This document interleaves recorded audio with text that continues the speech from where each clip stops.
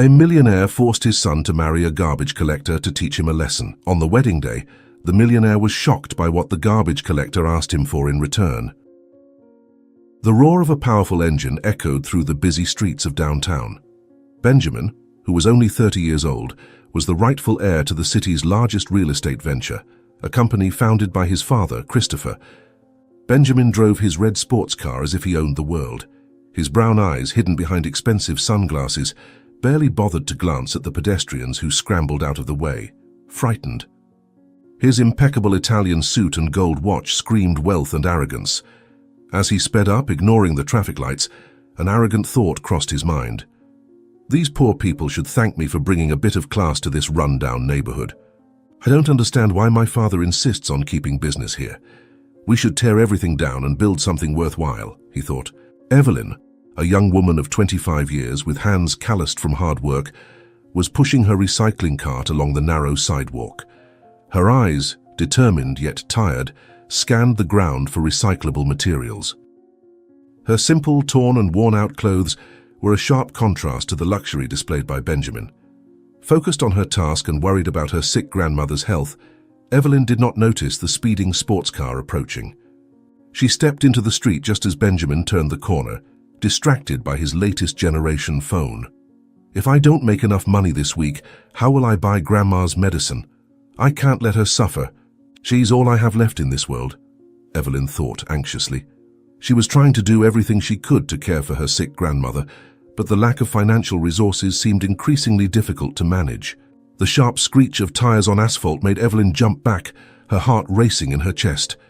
The recycling cart tipped over, scattering cans and papers across the street. Benjamin slammed on the brakes, stopping inches away from hitting Evelyn. For a moment, time seemed to freeze. Evelyn's wide, fearful eyes met Benjamin's, which were filled with rage. The silence was broken by Benjamin's deafening shout, "You idiot! Look at what you've done! You almost scratched my car with that trash you're carrying. Do you have any idea how much this vehicle costs? More than you could ever dream of earning in your miserable life." Christopher, Benjamin's father, had decided to walk home and unexpectedly witnessed his son arguing with the garbage collector from a distance. He had just left a business meeting in a nearby building when he heard the sudden screeching of brakes. His face, lined with worry, paled as he recognized his son's car. With hurried steps he approached, his heart heavy with a mix of shame and disappointment. My God, what did I do wrong?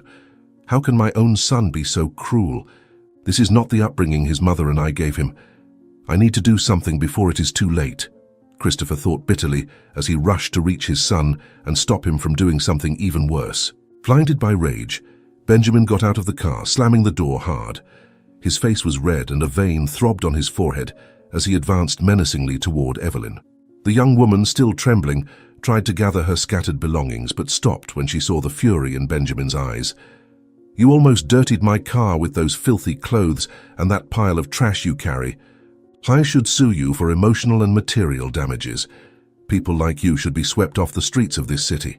I will make sure to talk to the mayor and have these streets cleared of ragged, dirty people like you. Christopher, witnessing the scene with growing horror, felt his blood boil.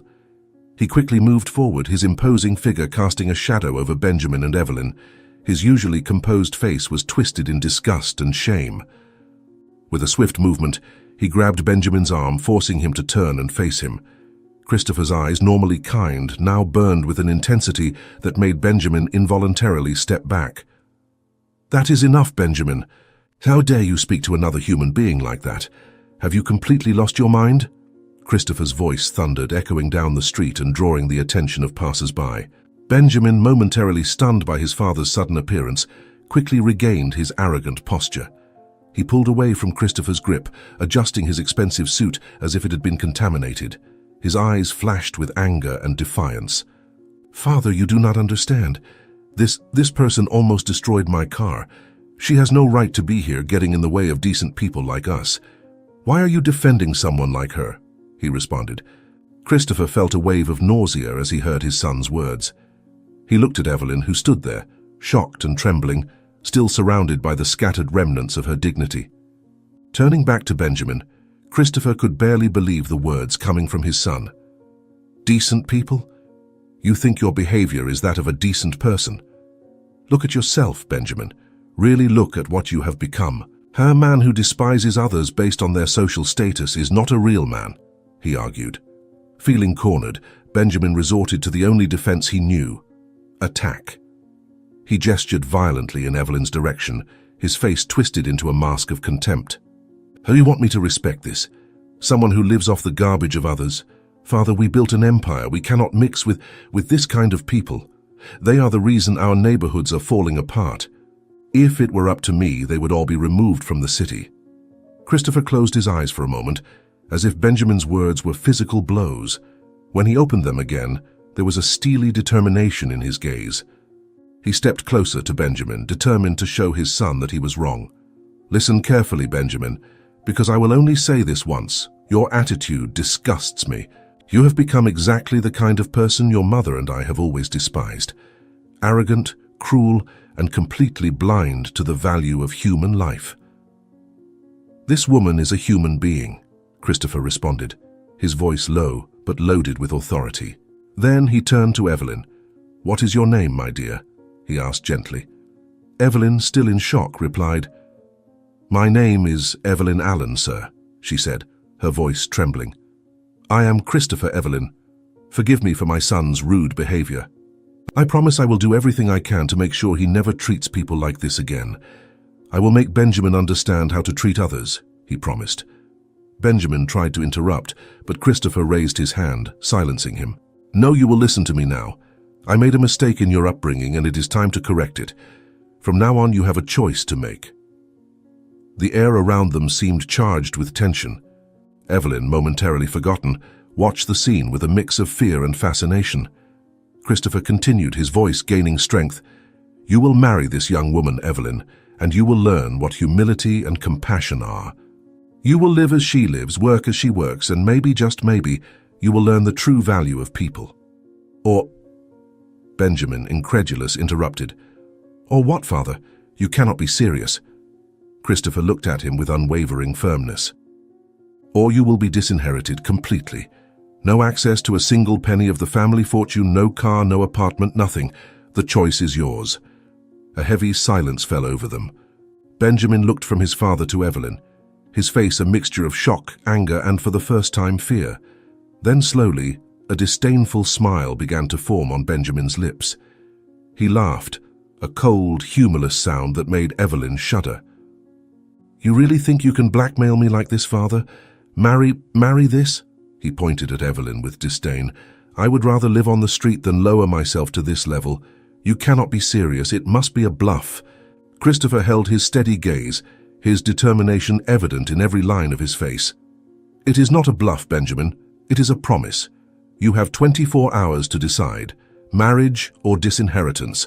There is no middle ground." Benjamin, still laughing, but with a hint of hysteria in his voice, turned his back on his father. "This is ridiculous. I am going home.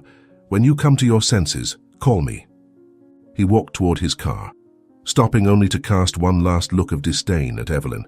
"And you, beggar, consider yourself lucky I am not suing you. Count yourself fortunate." With that, he got into his car and drove away, leaving behind an exhausted Christopher and a stunned Evelyn. The sound of the sports car engine faded into the distance, but the tension in the air remained heavy and palpable, like the calm before a storm. Minutes later, Christopher entered his office, determination evident in every firm step.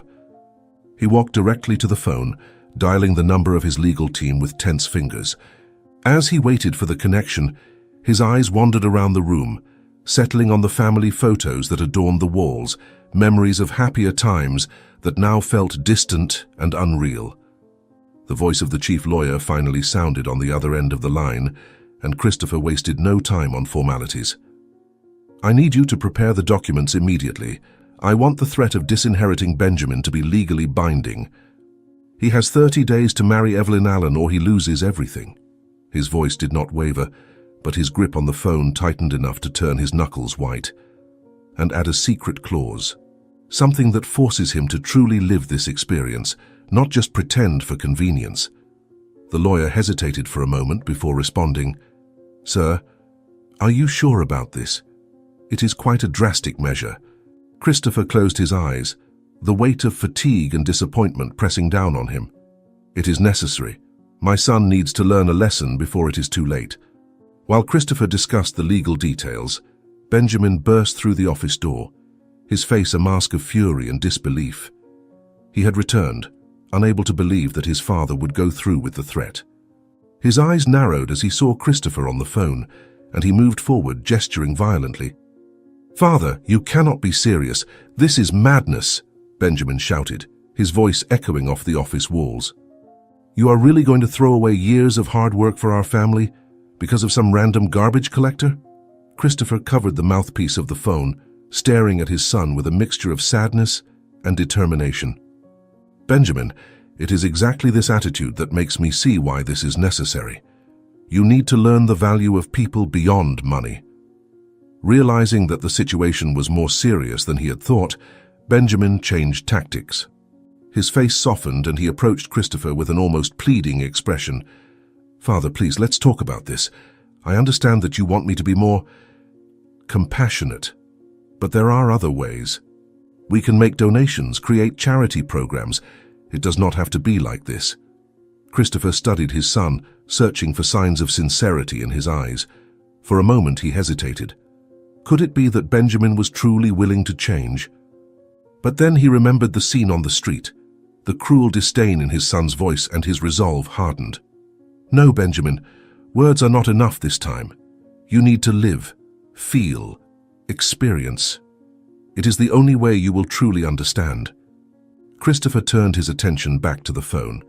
"Have the documents ready by this afternoon. I want everything prepared as quickly as possible." Benjamin, seeing his last resort fail, exploded in a fresh wave of rage. He grabbed a statue from Christopher's desk and hurled it against the wall, the sound of the impact echoing through the room. "You will regret this. I am your only son, your heir. You cannot treat me like this."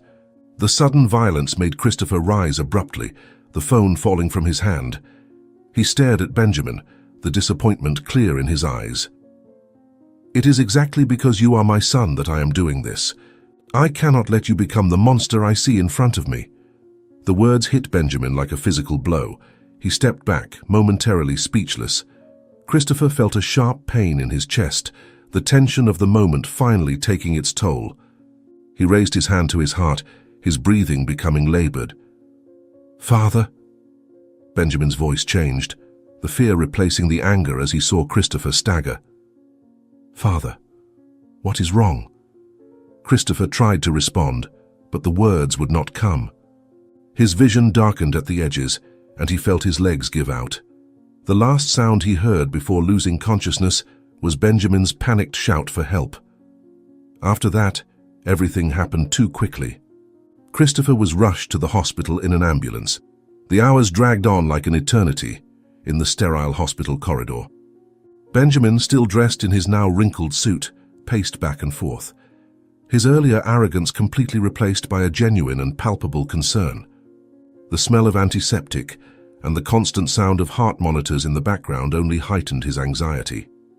Doctors and nurses hurried past, casting sympathetic looks at the clearly distressed young man. Benjamin tried several times to get information about his father's condition, but he was met only with vague answers and promises that the attending doctor would speak with him soon. Finally, after what felt like an eternity, the doctor, a middle-aged man with tired yet compassionate eyes, approached Benjamin. His grave expression made the young man's heart race. "Mr. Benjamin," the doctor began, his voice calm but serious, "your father's condition is critical. He suffered a severe heart attack, and we are doing everything we can, but the next 48 hours will be crucial." Benjamin felt his legs weaken, and he had to lean against the wall. "But he is going to be okay, right? I mean, he is Christopher, he is strong, he always," he said, leaving the question hanging in the air. The doctor placed a comforting hand on Benjamin's shoulder. "We are doing our best, but I must be honest. The situation is uncertain.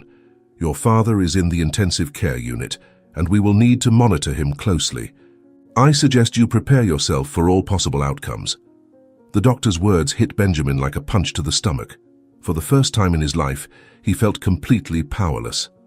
All of his money, all of his influence, none of it mattered now. He simply nodded silently, unable to form any words. In that moment of vulnerability, the family lawyer, Mr. Cooper, appeared in the hospital corridor. The doctor left the patient's son to speak privately with the lawyer, parting with the promise that he would do everything he could for his father. Minutes later, the lawyer, Mr. Cooper, turned to Benjamin with a concerned expression. "Mr. Benjamin, your father is stable but still unconscious. However, there is something you need to know." The lawyer opened his briefcase, revealing a legal document. "Before the incident, your father demanded that I change his will immediately. The conditions he mentioned are legally binding." Benjamin felt the blood drain from his face. "What? This cannot be legal. He cannot force me to marry."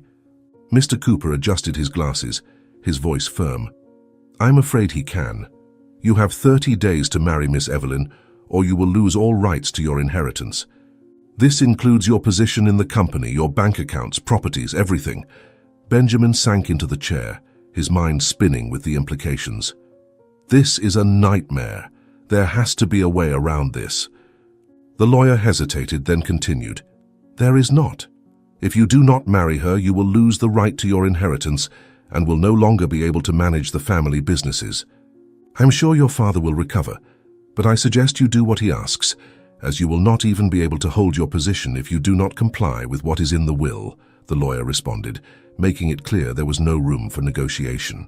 The next day, still worried about his father, Benjamin drove his luxury car through the narrow, poorly maintained streets of the poor neighborhood, his face twisted in an expression of disgust and discomfort. As he carefully maneuvered to avoid potholes in the street, he could not imagine marrying a garbage collector. "How does my father expect me to live in this filthy place? This is too cruel, even for a moral lesson," he thought bitterly. He had been given Evelyn's address, but she was not at her house. After several minutes of fruitless searching, Benjamin finally spotted a small makeshift playground. There, in the middle of a group of ragged children, was Evelyn. He parked the car and reluctantly got out, adjusting his expensive suit as if it were armor against the poverty around him. He cautiously approached, watching Evelyn interact with the children. She was smiling and helping a little girl tie her shoelaces. The scene caught him off guard. Evelyn's kindness and compassion were evident, sharply contrasting with the image he had built of her. Benjamin found himself momentarily speechless, his usual arrogance shaken by the genuine display of kindness. He shook his head, trying to push these unwanted thoughts away. "Do not be fooled, Benjamin. She is probably doing this just to look good. People like her always have an angle." Gathering his courage and reassembling his expression of disdain, Benjamin finally approached the group. The children, noticing his presence, instantly went quiet, their wide eyes fixed on him with a mix of curiosity and fear. Evelyn, sensing the change in the atmosphere, turned around, and her face paled as she recognized Benjamin. He cleared his throat, uncomfortable under their stares, and addressed Evelyn in a forcibly controlled voice. "Miss Evelyn, I need to speak with you. In private." Evelyn hesitated, her eyes narrowing with a mixture of distrust and anger. She stood up slowly, placing herself protectively in front of the children. "I have nothing to say to you, sir. Please leave. Your presence is scaring the children," she responded firmly. The tension in the air was palpable, and Benjamin could feel the hostile gazes of the locals who were beginning to gather around them. He took a step forward, lowering his voice in an attempt to seem less threatening. "Look, I know we got off on the wrong foot, but some things have happened and, well, we need to talk. It is important." As he spoke, Benjamin noticed that more and more people were approaching, forming a circle around them. Hard, distrustful faces stared at him, some whispering to each other, others with clenched fists. A tall, muscular man stepped forward, his voice filled with menace. "Hey, are you not that rich guy who humiliated Evelyn the other day? What do you think you're doing here? Are you looking for trouble?" the man asked, with a thinly veiled threat. Benjamin felt a chill of fear run down his spine. He was surrounded, and for the first time in his life, his money and status could not protect him. He looked at Evelyn, a silent plea in his eyes. The circle of hostile people was closing in, and Benjamin could clearly hear the murmurs of anger and the veiled threats. His heart raced, and he realized he was completely out of his element. With a trembling voice, he made one last attempt. Please, Evelyn. I just need 5 minutes of your time. After that I will leave, I promise. Evelyn watched the scene unfold, her face a mask of conflicting emotions. On one hand, the anger and hurt from Benjamin's earlier treatment still burned in her chest. On the other hand, the plea in his eyes and the evident fear in his posture stirred an involuntary sense of compassion. She took a deep breath, closed her eyes for a moment, and then stepped forward, placing herself between Benjamin and the threatening man. "Stop! Do not hurt him," she said, her voice firm and clear, surprising everyone, including herself. "We are not violent people. We will not lower ourselves to his level." She turned to Benjamin, her eyes hard. "You have 5 minutes, not a second more." Benjamin felt relief flood his body, but he kept a rigid posture, trying to regain some of his lost dignity. He shot a look of disdain at the crowd before following Evelyn to a more secluded corner of the park. The children watched curiously, some still holding their broken makeshift toys. Once they were out of earshot of the others, Benjamin began to speak, his voice a mixture of arrogance and discomfort. "Look, I did not want to come back here, but something happened. My father, he had a heart attack." He paused, hoping to see some sign of sympathy on Evelyn's face, but she remained impassive. Frustrated, he continued, "The thing is, before that he changed his will, and now, well, I need to marry you." Evelyn blinked, incredulous, her mouth opening in shock. For a moment she was speechless, trying to process the absurdity of the situation. When she finally spoke, her voice was a mix of indignation and disbelief. "You are joking with me, right? Is this some kind of sick joke?" Benjamin frowned, irritated by her reaction. "Believe me, I wish it were. But it is the truth. If I do not marry you in 30 days, I lose everything. The company, the money, everything. Look, I know we did not start off well, but think of this as an opportunity. You would never have to worry about money again," he said, trying to keep his frustration in check. Evelyn felt anger rise inside her, her hands clenching into fists. "An opportunity? You think you can just come here after publicly humiliating me and offer me money as if that fixes everything? I'm not for sale, sir. My dignity is worth more than all of your money." She stepped toward him, her eyes blazing. Benjamin stepped back, surprised by the intensity of Evelyn's response. He was not used to being rejected, especially not by someone he considered beneath him socially. His face twisted in a mixture of anger and confusion. "You do not understand. I am offering you a life you could never have otherwise. Think of the life you could live with all this money. You could stop wearing those torn clothes, stop collecting trash on the streets, and live in comfort." He gestured, trying to make his point. Evelyn felt tears of frustration forming in her eyes, but she held them back. She took a deep breath, trying to calm herself before responding. "You really do not get it, do you? It is not about the money. It is about respect, about dignity. Things you clearly do not—" She stopped abruptly, her face paling. Benjamin followed her gaze and saw an elderly woman slowly approaching, supported by a cane. The woman looked frail, her breathing labored. Evelyn rushed to help her, momentarily forgetting about Benjamin. "Grandma, what are you doing here? You should be resting," Evelyn said, the concern in her voice palpable. The elderly woman smiled weakly at Evelyn, then looked curiously at Benjamin. "Who is this young man, dear? Is he bothering you?" the elderly woman asked, her voice weak but with a protective note in it. Evelyn shook her head, casting a warning glance at Benjamin. "No, Grandma, he was just leaving." She turned to Benjamin, her voice low and urgent. "You need to leave, now." Benjamin, however, did not move. His eyes were fixed on Evelyn's grandmother, noticing the tremors in her hands, the paleness of her skin. An idea began to form in his mind, one that made him uncomfortable, but could be his only chance. He cleared his throat, trying to sound casual. "Your grandmother does not seem very well. Has she been getting proper treatment?" Evelyn glared at him, her eyes narrowing with suspicion. "That is none of your business. Please, just go." But Benjamin could see the concern in her eyes, the barely concealed fear, and in that moment he knew he had found his bargaining chip. Despite Evelyn's protests, Benjamin followed the two women into the small apartment where they lived, his cold eyes calculating every detail of the miserable surroundings. The grandmother's room, although clean, exuded poverty and despair. While Evelyn lovingly cared for her grandmother, Benjamin felt a malicious smile forming on his lips. He had found the perfect weakness to exploit. He cleared his throat, catching Evelyn's attention. "We need to talk." In private. In the narrow hallway, Benjamin approached Evelyn, his voice low and threatening. "Your grandmother will not last long without proper treatment, will she? I can change that. The best doctors, the best hospitals. All you have to do is marry me and do exactly as I say," he argued, seeing the shock in Evelyn's eyes but remaining relentless. Evelyn stepped back, horrified by Benjamin's coldness. "You are a monster. How can you use my grandmother's life like this?"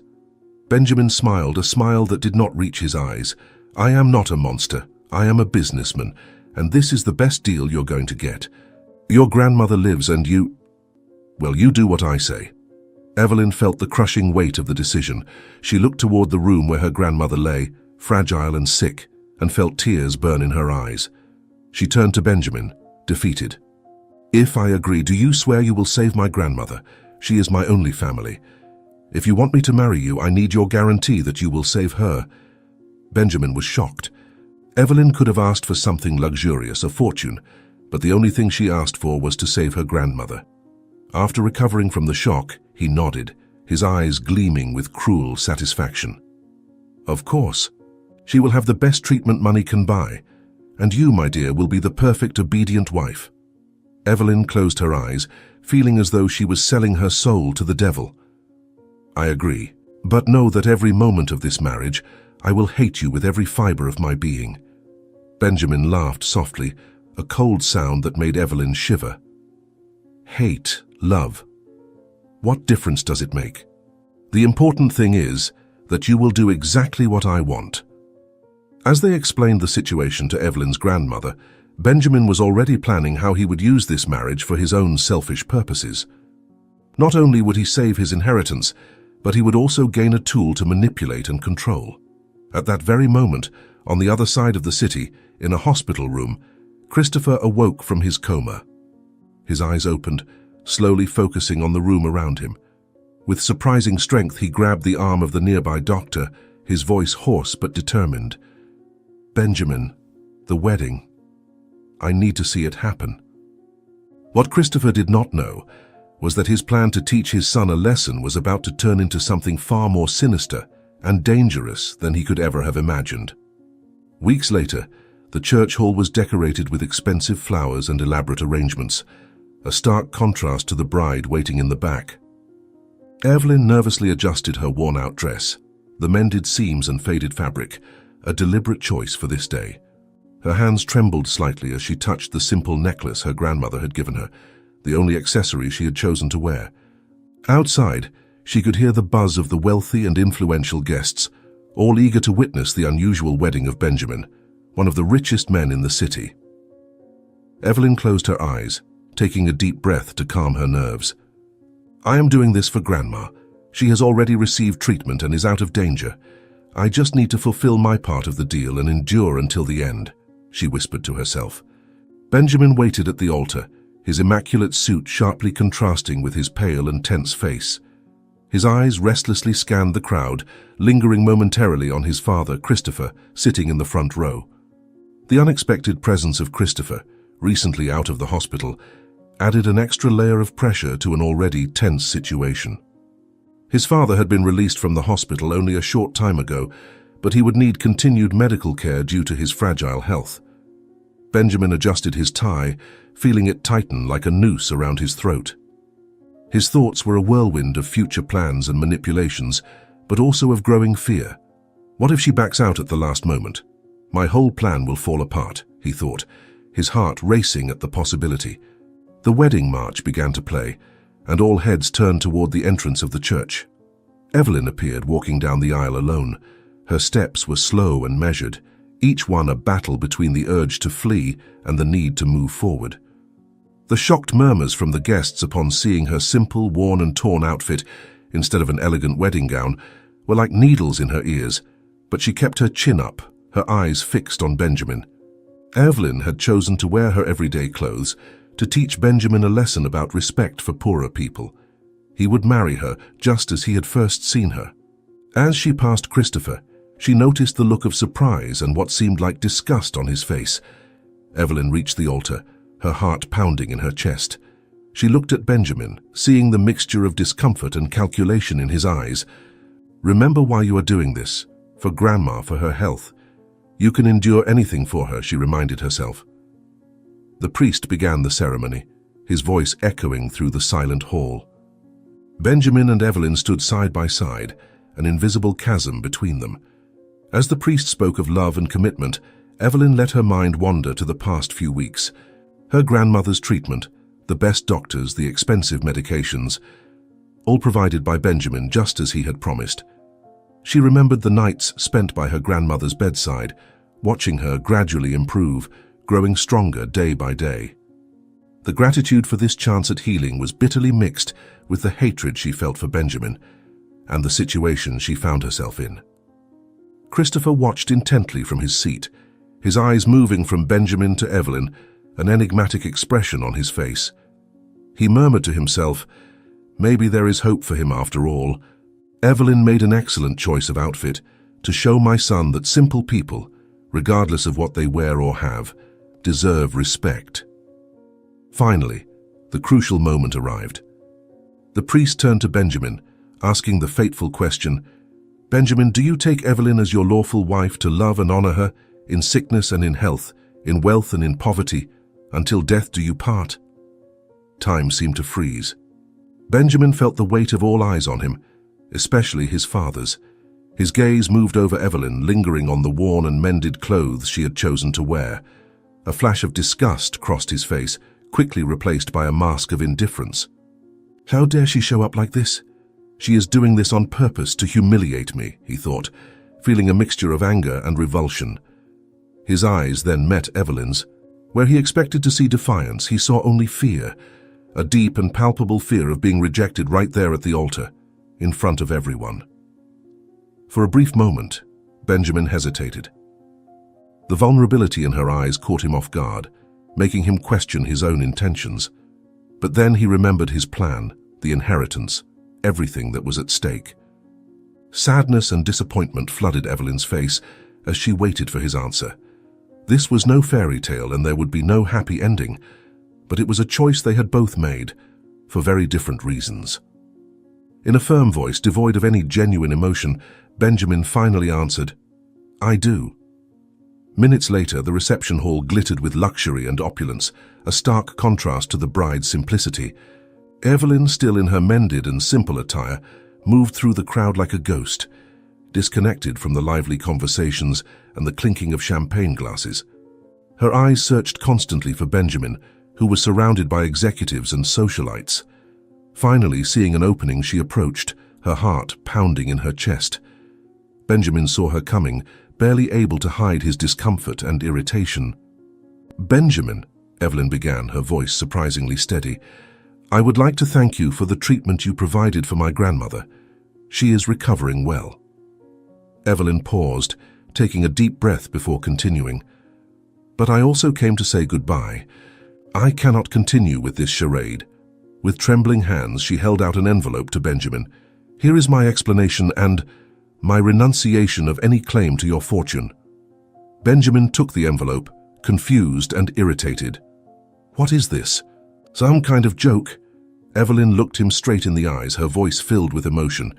"Read the letter, Benjamin. Maybe then you will understand the true value of people." With those words, she turned and walked toward the exit, leaving a stunned Benjamin behind. Benjamin opened the envelope with trembling fingers, unfolding the carefully written letter. As his eyes moved across the lines, his expression shifted from anger to shock, and then to deep confusion. He read the letter aloud, unable to believe what was happening. "Dear Benjamin, first, I want to express my sincere gratitude for my grandmother's treatment. Your generosity, even if forced, saved her life, and for that I will be eternally grateful. However, I cannot continue with this arranged marriage. From the moment we met, you made your disdain for me, for poor people, and for my situation clear. You only see the outside, the worn clothes and the lack of material possessions. What you fail to see is that a person's true wealth lies in their character, not in their bank account. I grew up with little, but I was rich in love and values. My grandmother taught me the importance of honesty, hard work, and compassion. These are the true treasures I carry with me, and no amount of money can buy them. You wanted to marry me to keep your inheritance, but in the process, you revealed a poverty of spirit that no fortune can hide. The cruelty with which you treat those you consider beneath you is a reflection of your own insecurity and lack of character. Therefore, I am withdrawing from this agreement. I neither want nor need your fortune. I prefer my simple, honest life over living a lie and luxury by your side. I hope this experience opens your eyes to the true value of people, regardless of their social class. True nobility does not lie in a name or a bank account, but in actions and character. Maybe one day you will learn that respect and compassion are worth more than any amount of money. Until then, I wish you peace and hope you learn to see beyond appearances. Sincerely, Evelyn. As Benjamin read, his face went through a range of emotions: anger, confusion, and finally, a flicker of something that seemed like shame. He looked around, suddenly aware of the curious stares from the guests. Christopher approached, noticing the distress on his son's face. "What happened, Benjamin? What is this letter you are holding? Where is Evelyn?" Christopher asked, concerned. Benjamin stared at his father, his voice trembling slightly. She left. She gave up everything. She said she prefers her simple life over living with me." In that moment, for the first time in his life, Benjamin felt the weight of his actions and attitudes. Evelyn's letter had touched something deep within him, something he had not known existed. He abruptly turned, leaving his father confused, and ran toward the exit of the hall. His thoughts were a whirlwind. What have I done? Who have I become? With that, Benjamin began running through the city streets, his expensive suit now wrinkled and dirty, the fine leather shoes hurting his feet, which were unaccustomed to long walks. Night was falling, bringing with it a cold breeze that made him shiver. He passed through dark alleys and poorly lit streets, areas of the city he had never even thought to visit before. His eyes scanned every corner, desperately searching for Evelyn, his wife. The reality of life on the streets hit him like a punch to the stomach. The smell of garbage, the distant sound of sirens, the wary looks from people passing by. How can someone live like this? How could she give up the money I have to live this way, and to think I treated Evelyn as if she were less than me? He thought, feeling a mixture of fear and shame. After hours of fruitless searching, Benjamin finally spotted a familiar figure rummaging through a trash bin on the corner of a narrow street. His heart leaped as he recognized Evelyn, still wearing the same worn-out clothes from the wedding. He cautiously approached, watching her sift through the garbage with a skill that surprised him.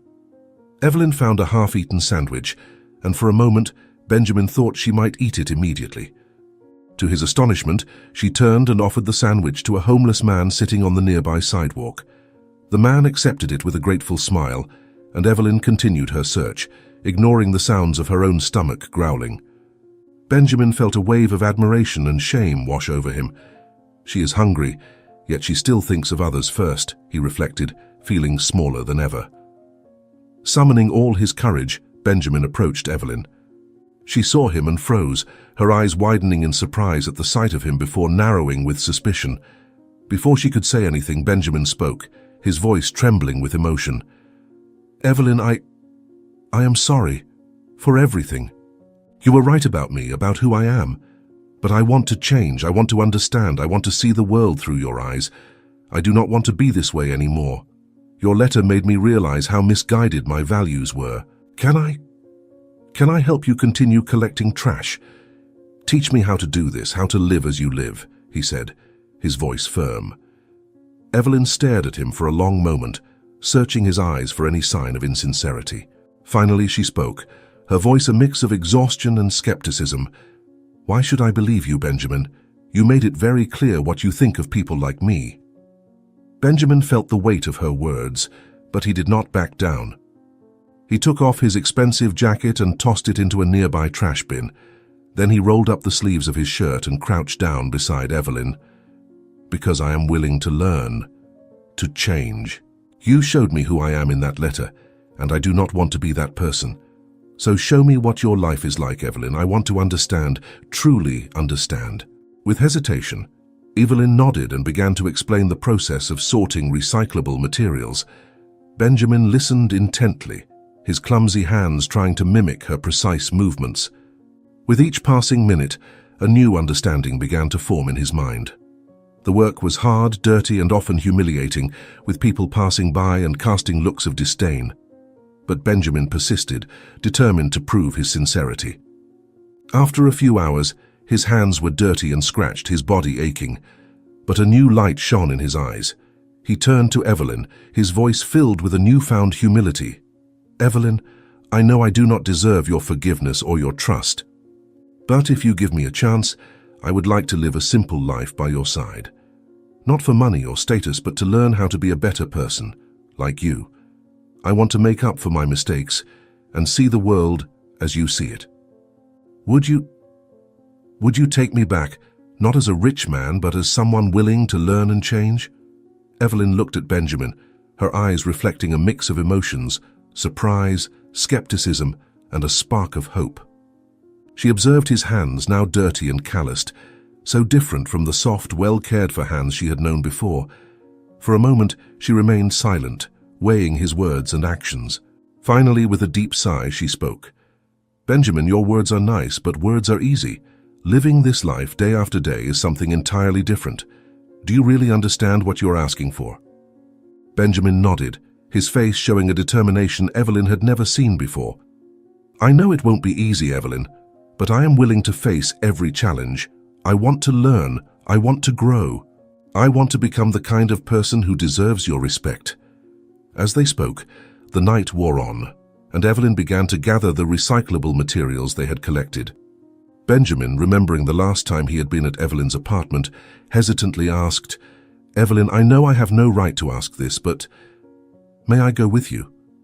I really want to understand how you live day by day." Evelyn considered for a moment, then reluctantly nodded. "All right, but do not expect any luxury. You have already seen how it is there." Together, they made the familiar journey to the old building where Evelyn lived. As they climbed the stairs, Benjamin noticed details he had not seen before. The unstable railing, the damp stains on the walls. Each step felt like a lesson in humility. When they entered the small apartment, Evelyn's grandmother greeted them with a surprised look upon seeing Benjamin again. She was sitting in a worn-out armchair, but she appeared much healthier than the last time Benjamin had seen her. "Hello, young man, I did not expect to see you here again," she said, her voice filled with curiosity. Benjamin felt a wave of shame as he remembered how he had behaved on his previous visit. "Good evening, Ma'am." I came to learn," he responded respectfully. Evelyn briefly explained the situation to her grandmother, including the story of the wedding, which left her grandmother shocked. Benjamin stood awkwardly, feeling the weight of both women's gazes. The apartment seemed even smaller than he remembered, each object telling a story of struggle and perseverance. "I can sleep on the couch, it is not much, but it is what we have," Evelyn said, pointing to the worn-out piece of furniture that Benjamin remembered well. As Evelyn prepared the couch with clean but worn sheets, Benjamin offered to help with any household chores. He felt awkward and out of place, but was determined to show that he was genuinely willing to change. Later, lying on the narrow and uncomfortable couch, Benjamin reflected on how drastically his life had changed in such a short time. The silence of the apartment was broken only by the occasional sounds of the city outside and the creaking of the old building. It was a completely different world from his own, and yet there was a peace here that he had never experienced before. "Evelyn, I know I have said this before, but I want you to know that I mean it. I have a long way to go, but I will work hard every day to become a better person, to see the world the way you see it, to help others the way you do. No matter how long it takes, I will prove that I can change," he whispered into the darkness, believing that she could not hear him. However, in the next room, Evelyn heard Benjamin's words. She did not respond immediately, but something in her expression softened. That night, in the simple apartment that Benjamin had once despised, something began to change between them. It was not love, not yet, but it was the beginning of understanding, of mutual respect that could, with time and effort, grow into something deeper. In the months that followed, Benjamin fully embraced his new life alongside Evelyn.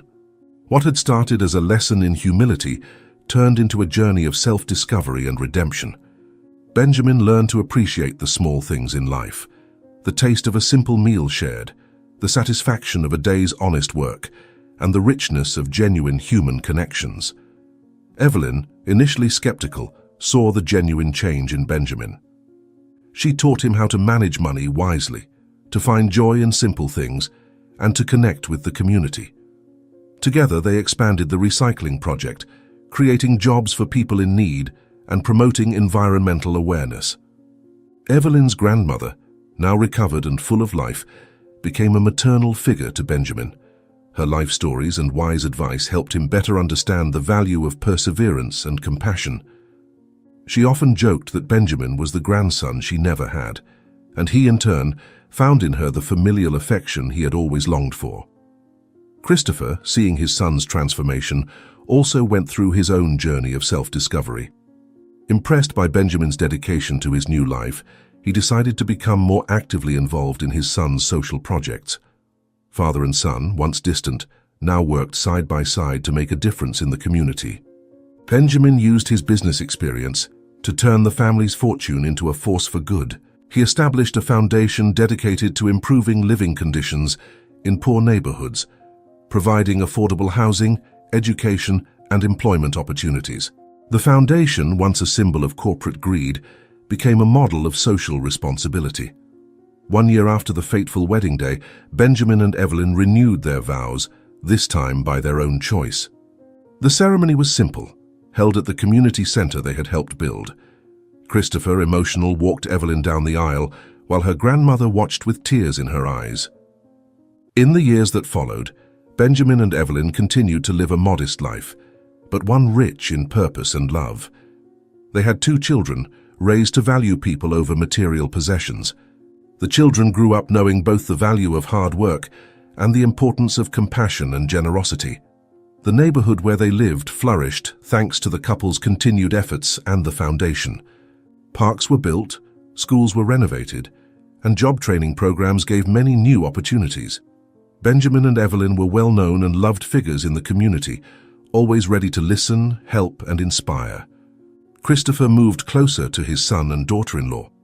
He found peace and purpose by getting involved in community projects and being a present grandfather. Evelyn's grandmother, a constant source of wisdom and love, became the heart of the family. On their 10th wedding anniversary, Benjamin surprised Evelyn with a special gift, the deed to a new recycling and environmental education center named in honor of her grandmother. The center not only created jobs, but also became a model of sustainability for the entire city. Reflecting on his journey, Benjamin realized that true wealth was not in the material possessions he once valued so much, but in the lives he and Evelyn had touched, the changes they had promoted, and the love they had built together. He understood that the lesson his father had tried to teach him years ago was not about losing his fortune, but about gaining something much more valuable, a compassionate heart and a life with purpose. As the sun set over the city they loved so much, Benjamin and Evelyn sat on the porch of their modest home, holding hands, watching their children play in the yard. The foundation now meant something completely different. It was no longer a symbol of wealth and power, but a beacon of hope and positive change. And for Benjamin, this was the true happy ending he never knew he wanted, but one he would not trade for anything in the world. If you enjoyed this story, we invite you to like this video and subscribe to our channel. Your support motivates us to continue bringing you touching stories almost every day. Do not miss the next surprising narrative that is about to appear on your screen. We are immensely grateful to have you here with us. Now you can click on the links appearing on the screen right now. We have a special selection just for you, filled with valuable stories and guaranteed entertainment. See you there.